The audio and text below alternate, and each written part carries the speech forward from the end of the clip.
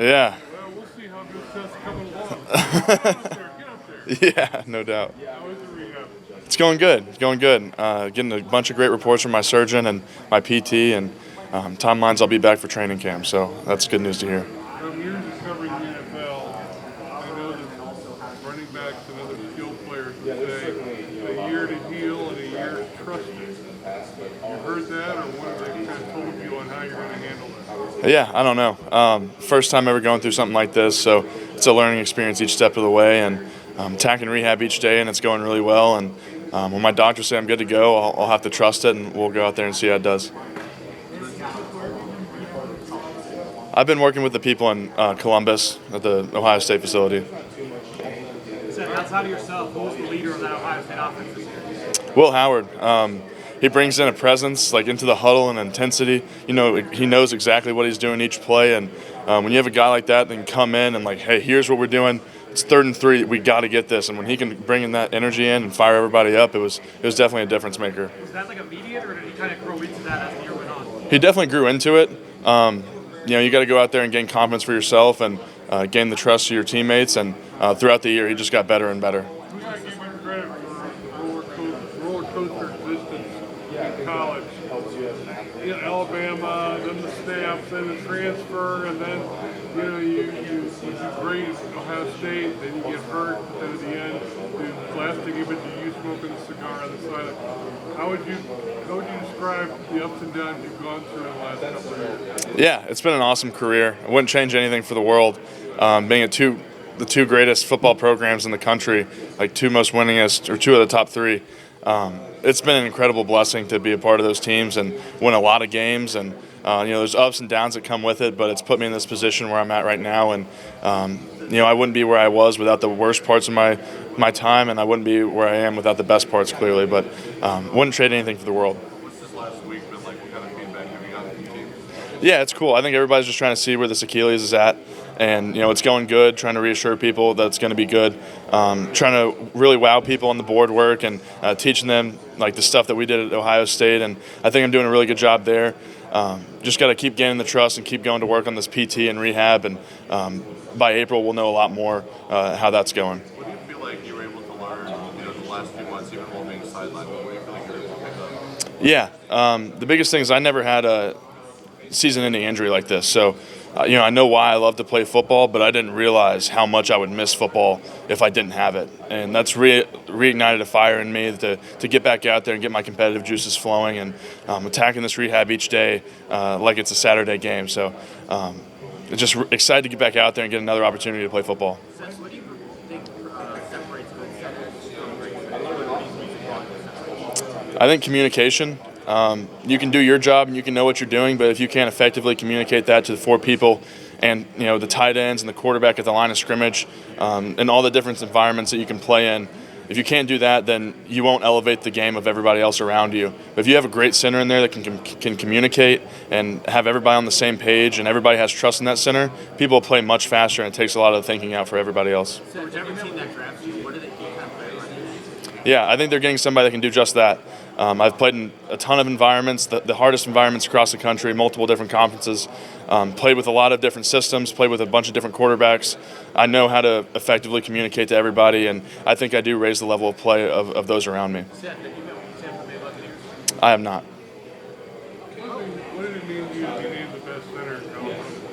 Yeah, it was awesome. You don't really – my whole mentality is I don't really play for awards like that, especially stuff that's voted on. Because there's not really you can't really prove what you've done to get there. It's based on votes, but to be voted for that is cool. To have people recognize that I played really well and had a bounce back year, it's tremendous, and that's something nobody can take away from me. And it's a huge testament to the people that poured into me this year at Ohio State. Coach Justin Fry did an incredible job. Coach Day for just having the respect of my game to bring me in and not listen to everything that goes on Twitter, and to have that amount of confidence in me, it really helped me play at a high level. We have Nick Saban to thank for badass safety team down, the great center, future quarterback next year. Even Christmas, you guys kind of found a good promised land after Nick retired, I guess. Yeah, I think Coach Day does a great job of identifying good people to bring into his organization, whether that's in high school or through the transfer portal, and he does a really good job at that, and it really paid off this year. What did you think of the way Carson stepped in, and where did you kind of see him grow the most, especially the last couple months there? Yeah, Carson did an incredible job after I got hurt. He was starting at left guard for a couple games before I went down, and for him to slide back into that center spot where he'd been taking a lot of backup reps throughout the year, I think he grew a lot. He worked on his technique, he worked on effectively communicating, and just having the confidence to go out there and do it. I think that year, those 10 games where he kind of sat behind me and learned from me was really beneficial for him in that sense, to just go out there and get better without the pressure of having to perform on each Saturday. So by the time he got to step in, he was an incredible distance away from who he was. How big of a leader do you think he's going to be on this 2025 team? Yeah, he has to. He's been in the fire. He started, probably 18 games now in his career. That's a pretty veteran starter over the course of 2 years. So, and especially at that center spot, he'll be able to bring a lot of people along with him, and he'll definitely be the tip of the spear of that offense. Were you surprised the guard rotation worked as well as it did? Yeah, I mean, I think those guys played their best football in the games. Luke Montgomery stepped up a ton because he wasn't even in that rotation early on in the year. It was always, Tegra, Carson, Donnie, and Austin Serveld, and he was kind of that odd guy out. So he just got to sit back, progress, keep going to work each day, and when he got out there in the game, he actually had to go full speed and do it. He played really well. How important are these interviews for you this week since you came? Yeah, I mean, that's the only thing I am doing. So the medical stuff is important. Can't really control that, just going to rehab and doing what I'm supposed to do. Those interviews is where I can shine and prove to these teams, because they've probably heard that I'm a smart dude, but I have to prove just how smart and really what separates me from the rest of the guys in this class, and that's all I can do, so that's all I am doing. How would you describe your emotions going through No, you're good. How would you describe your emotions going through the injury that you did, but then watching your teammates and your brothers win? Yeah, I was distraught because as soon as you do that, you don't know what the future holds. I didn't know if I was going to be standing here doing this. I didn't know if I had ruined my team's dreams of continuing on that playoff run because we had already lost Josh Simmons, and I know once you start losing starters like that, it's hard to keep going. So that first couple weeks were really tough on me. I was glad to go see us go out and beat Indiana. The next week was hard because I feel like I could have helped in that the team up north game. But to see them really take that next step in the playoffs and have those 2 extra weeks to gel in between the Big Ten championship game week and the couple off weeks that we had, it was just incredible to be a part of that. I stuck around and I was helping in the meeting rooms and helping out at practice a lot, more for me than for them, because I couldn't not be around those guys, because those are definitely my brothers, and I know that's cliche. A lot of people say that, but the amount of love I have for the dudes in that room is unbelievable. Have you met formally with the 49ers by chance? I have not. What have teams talked about? They both talk about like center, they talk about like guard spots as well. Like, Yeah, I start every single game at center in college. Every single one of these teams has curiosity, like, hey, have you even played guard before? And I have in practice. I've worked at it. I think I could easily slide over and play guard. Probably take a little bit of development and learning the new angles, but I think I'd pick up on it quick. Seth, going back to the film room, what you're trying to do, how do you separate yourself in that aspect when every other prospect probably does? How do you separate yourself? I think they make you drop some plays, so I try to pick good plays that take a lot of explanation, and I install it like I'm the offensive coordinator. I drop every single guy on the field what he's doing, and really try to impress these guys with the amount of knowledge I have, because it's different than walking up saying, hey, I can find where the mic is, but if I can tell you what every single person on the field is doing, it really shows that I know what I'm doing and where I fit in that puzzle. Where did you learn that kind of work habit, that mental side? Where did you learn to bring that to the table? How important that is? Yeah, I've been working with AQ Shipley over some Zoom calls, and I went out to Phoenix and worked with him. And he's a longtime veteran in the NFL, assistant offensive line coach for the Tampa Bay Bucks, and he's just given me a tremendous amount of knowledge to kind of how to demonstrate that. I've played in a ton of different schemes. I had all the schemes at Bama, went to Chip Kelly's offense at Ohio State, more of a pro style numbering system, and I've had a ton of offensive line coaches. I've had like 4 offensive line coaches in my 5-year career, so I've learned from a ton of different people. Just picking up different knowledge from each one of them has been a very beneficial process to go through for me, and I think it really helps me when I can go out there and demonstrate what I know and how much knowledge and experience I have. Can you explain part of that decision to transfer from Bama to Ohio State? Yeah, I didn't have the year I wanted to my last year at Alabama, and my end goal was I wanted to play in the National Football League. Going into that 4th year, I had a draftable grade. At the end of it, I didn't. And if I wanted to go and get to this point, I had to challenge myself. I had to be uncomfortable. I went to Ohio State where they had a guy who had started 12 games at center the year before. I knew if I couldn't play at Ohio State, then I wasn't going to play in the NFL anyways. But the scariest decision is the one that's going to make you grow the most. And that's definitely what it was. Going into a high-pressure environment, national championship or bust team, if I couldn't perform, I wouldn't be here anyways, and I didn't deserve to be here. But I went there, proved myself to the coaching staff, to the guys in that room, won a starting spot, played really, really well those 10 games that I got before I got hurt, and I've put myself in a position to be here, so I'm thankful for the whole process. I was just talking with Josh Simmons over there, and he said you're one of the most intelligent teammates he's ever had. What was it like working with Josh? Yeah, I appreciate that, Josh, wherever over there at Podium 6. But yeah, Josh Simmons, he's a freak athlete.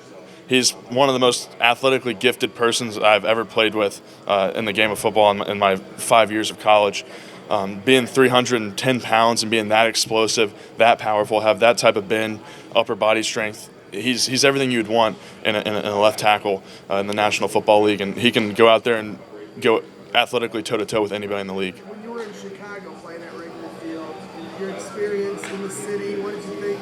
I don't know how many times you've been in Chicago, but Yeah. how much you enjoyed that? I know that playing at Wrigley had to be a unique experience. Oh, it was unbelievable. I had never done anything like that in my career, and playing in Wrigley was awesome.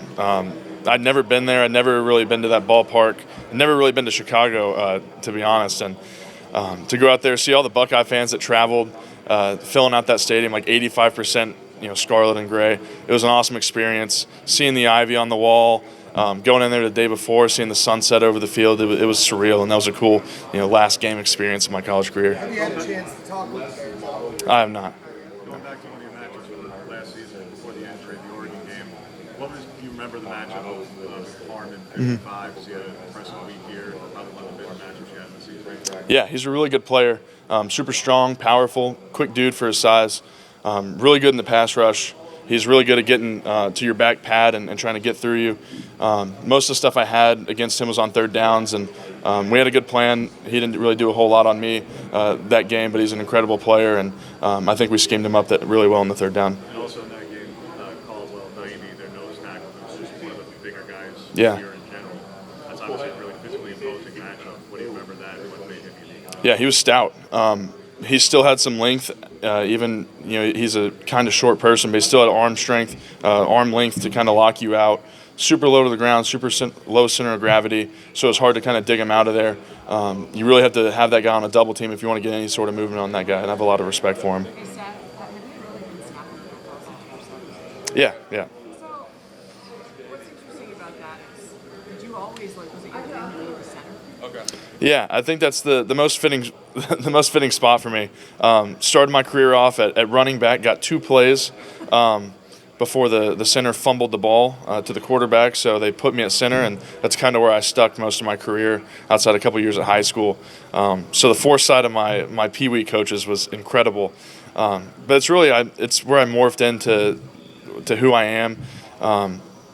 It's the best fit for me on a football field, and it's kind of cool to see that progression since I was like a young kid. So it's not obviously critical in the NFL. I mean, you have to identify what's going to translate best for you, given your incredible intelligence on this. Yeah, I've played in a ton of different schemes. We ran every single scheme that you could really have over my course of my career from Bama to Ohio State. So I have a tremendous knowledge base, going into these installs and meetings with coaches, and I'll be able to pick it up really quick. Seth, I know you got hurt with the last one, but what were your impressions about playing with Josh Simmons for the night that you did, and what stood out about him as a left tackle? Yeah, he's a freak athlete. He can athletically go toe-to-toe with anybody. That sort of foot quickness, that upper body strength, that bend, that recovery ability, it's not common in football, and that's why he's going to be a top pick. All right, thanks, Seth. If you want to grab your